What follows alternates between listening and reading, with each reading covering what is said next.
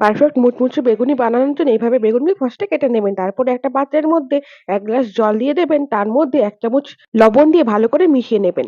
তারপরে ওই বেগুনগুলোকে ওই নুন জলের মধ্যে রেখে দেবেন ১০ মিনিটের জন্য। ১০ মিনিট পরে ভালো করে জল মুছে নেবেন একটা সুতির কাপড় দিয়ে।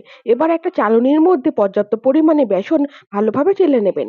চেলে নেওয়া বেসনের মধ্যে অল্প, অল্প করে জল দিয়ে ভালোভাবে বেসনকে ফেটিয়ে নেবেন প্রায় ৫ মিনিটের জন্য, যতক্ষণ না বেসনের কালার চেঞ্জ হয়ে যাচ্ছে।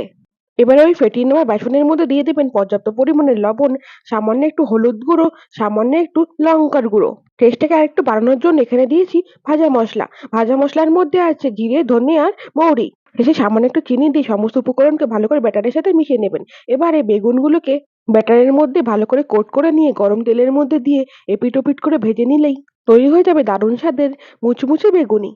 রেসিপিটা ভালো লাগলে অবশ্যই চ্যানেলটাকে সাবস্ক্রাইব করে দেবেন।